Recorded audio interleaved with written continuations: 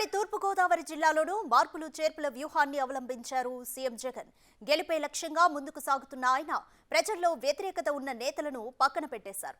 వారిని తప్పించి ప్రత్యర్థులను బలంగా ఢీకొనే సత్తా ఉన్న నాయకులను బరిలోకి దించారు.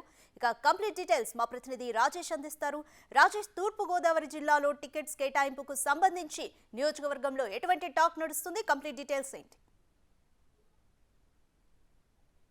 Good morning Radhika. గోదావరి జిల్లాలపై ముఖ్యమంత్రి జగన్మోహన్ రెడ్డి ప్రత్యేక దృష్టి పెట్టినట్టుగా తెలుస్తుంది.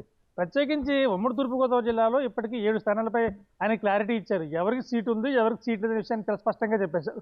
అలాగే దీంతో పాటు ఇక్కడ మరో ఆసక్తికరమైన విషయం ఏంటంటే, ఇక్కడ ఎంపీలుగా ఉన్న అభ్యర్థులు ఎమ్మెల్యేలుగా వెళ్తున్నారు. ఇది మామూలుగా అయితే ఎమ్మెల్యేగా ఉన్న అభ్యర్థులు ఎంపీలుగా వెళ్తే అదొక ప్రమోషన్గా భావించవచ్చు. కానీ ఇక్కడ ఎంపీగా ఉన్న అభ్యర్థులు ఇద్దరు కూడా ఎమ్మెల్యేలుగా వెళ్తున్నారు. రాజమండ్రి ఎమ్మెల్యే మార్గాని భరత్రామ్, అలాగే కాకినాడ ఎమ్మెల్యే వంగా గీత, వీళ్ళిద్దరూ కూడా ఈరోజు ఎమ్మెల్యేలుగా ప్రకటించబడ్డారు. రాజమండ్రి ఎమ్మెల్యే మార్గాని భరత్రామ్ రాజమండ్రి సిటీ నుంచి పోటీ చేస్తున్నారు.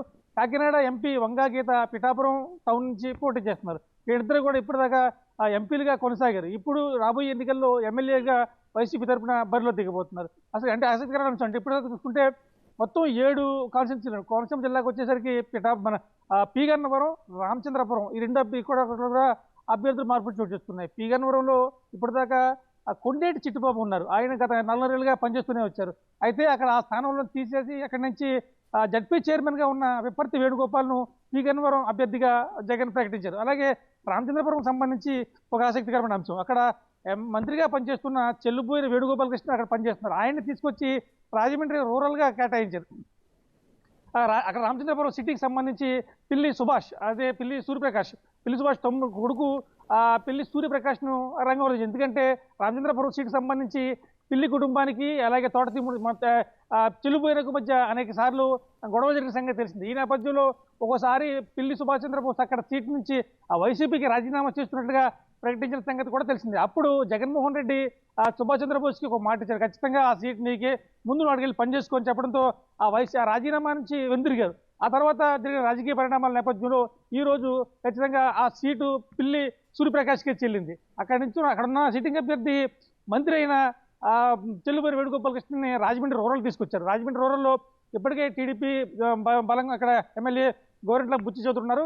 ఇక్కడ ఆయన పోటీ చేయబోతున్నారు. ఇక్కడ అంటే అంత 2019లో జరిగిన అంత హవాలో కూడా వైసీపీకి సంబంధించి జిల్లాలో 14 సీట్లు వస్తే రాజమండ్రి సిటీ, రాజమండ్రి రూరల్ కూడా రెండు కూడా టీడీపీ కైవసం చేసుకుంది. ఈ నేపథ్యంలో ఇక్కడ బలమైన అభ్యర్థులు, దాంతోపాటు ఇప్పుడు జనసేనతో పొత్తులో ఉంది. సో ఈ రెండు బలంగా ఉన్నాయి కనుక ఇక్కడ కూడా బలమైన అభ్యర్థులను నింపాలనే ఉద్దేశంతో మార్గాని భరతరామ్ను సిటీకి దింపారు. అలాగే రూరల్కి సంబంధించి చెల్లుబోయిన వేలకు ఒక ప్రశ్న దింపారు. ఇకపోతే నెక్స్ట్ జగ్గంపేటలోకి వచ్చరికి ఇప్పటిదాకా జ్యోతుల చంటిబాబు ఎమ్మెల్యేగా కొనసాగుతున్నారు.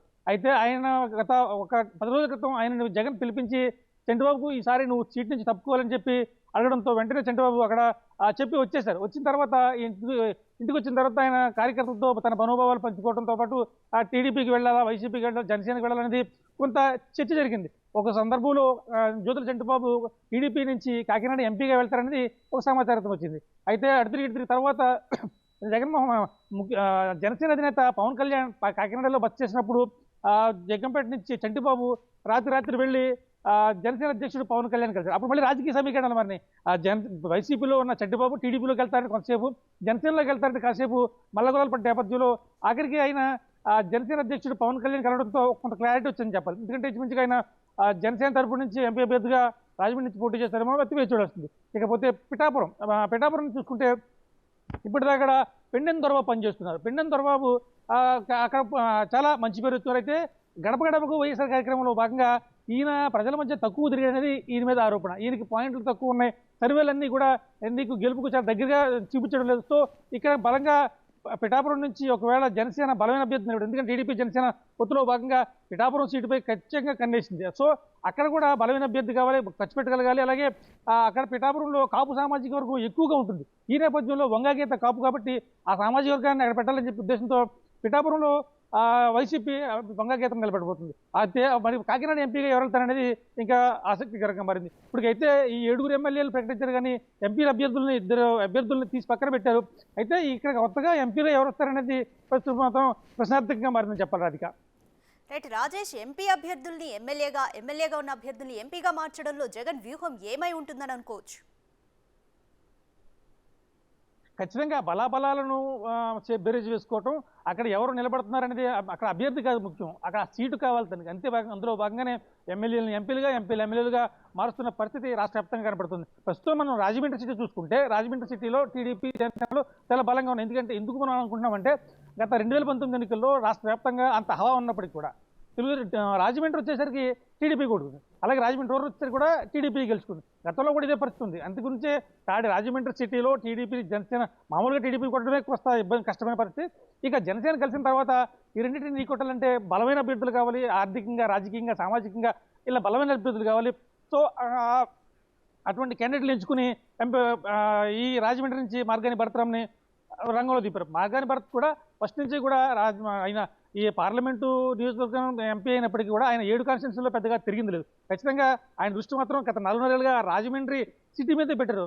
తరచూ ఆదిరెడ్డి వాళ్ళ మీద ఆరోపణలు చేయడం, ఆదిరెడ్డి వాసు వాళ్ళు కానీ వీళ్ళ ఆరోపణలు చేయడం, రాజకీయం అంతా కూడా ఆదిరెడ్డి వర్సెస్ మార్గాని భరత్రామ్ వీళ్ళిద్దరి మధ్య కొట్లాడిందని చెప్పాలి. ఈ నేపథ్యంలో ఈ రాజమండ్రి నుంచి పోటీ చేసేందుకు భరత్రామ్ మొగ్గు చూపడంతో వెంటనే ఇక్కడ ఢీకొట్టాలంటే మొదటి నుంచి కూడా మాటల యుద్ధం కావచ్చు, ఇంకొకటి కావచ్చు, అంటే ఆందోళన కావచ్చు, వీళ్ళిద్దరు కూడా మార్గాని వర్సెస్ ఆదిరెడ్డి ఈ 2 కుటుంబాల మధ్య జరుగుతున్న నేపథ్యంలో అక్కడ ఆదిరెడ్డి కుటుంబానికి ఇతను సరైన పర్సన్ అని చెప్పి జగన్ ఎంపిక చేసుకోవడం జరిగింది. సో అందువల్ల ఎంపీని ఎమ్మెల్యేగా చేసి రాజమండ్రి సీటుకి కేటాయించారు. ఇకపోతే పిఠాపురం గారు చూసుకుంటే వంగగీత ఎంపీగా కొనసాగుతున్నారు. అయితే అక్కడ ఆమె అలా కొనసాగేవారు, కానీ పిఠాపురంలో వాళ్ళకి బలమైన అభ్యర్థి కావాల్సి వచ్చింది. ఆ పెండెం దొరబాబు కంటే బలమైన వ్యక్తి కావాల్సి వచ్చింది. సో అక్కడ ఏం చేయాలి అర్థం కాక స్థానికంగా ఉన్నవాడు అంటే వంగగీత పిఠాపురం వాస్తవ్యురాలు. సో అక్కడి నుంచి ఆవిడని తరలించి పిఠాపురం అభ్యర్థిగా నిలబెడితే గతంలో కూడా ఆమె అక్కడి నుంచి గెలిచారు, మంత్రిగా పనిచేశారు. సో ఈసారి ఆవిడ పెడితే కనుక ఖచ్చితంగా సీటు గెలుచుకుంటుందనేది వైఎస్ జగన్ అభిప్రాయం. ఈ నేపథ్యంలోనే ఎంపీలను ఎమ్మెల్యేలుగా, ఎంపీలుగా కూడా మార్చిన పరిస్థితి ఉంది. అలాగే కాకినాడ సిటీ కావచ్చు, కాకినాడ రూరల్ కావచ్చు, వీటంటే కూడా వైసీపీని ఎట్టి పరిస్థితుల్లో ఓడించాలని చెప్పి టీడీపీ జనసేనలో చాలా బలంగా పట్టుబట్టాయి. ఎందుకంటే మొన్న గడిచిన ఎన్నికల్లో కావచ్చు, గత సభలు సమావేశాల్లో అనేక సార్లు ఆరోపణలు ప్రత్యారోపణలు కొనసాగాయి. మొత్తం మీద చూసుకుంటే ఉమ్మడి తూర్పుగోదావరి జిల్లాలో రాజకీయ సమీకరణలు చాలా భిన్నంగా సాగాయి. ఎమ్మెల్యేలు, అలాగే ఉన్న వాళ్ళు తొలగించిన వాళ్ళని మళ్ళీ పెట్టుకోవడం, అంటే అప్పటిదాకా గుర్తింపు లేని వాళ్ళు కూడా విపత్తి వేణుగోపాల్ జడ్పీ చైర్మన్గా ఉన్నారు, ఆయన తీసుకొచ్చి పి గన్నవరం ఎమ్మెల్యేగా. మొత్తం మీద భిన్న అభిప్రాయాల మధ్య ఈ ప్రస్తుతం అయితే ఇది కేటాయించారు. కానీ ఇంకా పోతే అసంతృప్తులు ఏం చేస్తారనేది త్వరలో వేచి చూడాల్సింది. వాళ్ళందరినీ కూడా బుజ్జగిస్తారా, ప్రస్తుతం పార్టీ కనుక మళ్ళీ అధికారులు వస్తే కనుక అందరికీ సముచిత స్థానం కల్పిస్తామని చెప్పి వైసీపీ నేతలు చెప్తున్న పరిస్థితి కనబడుతుంది. Radhika, thanks for the update Rajesh.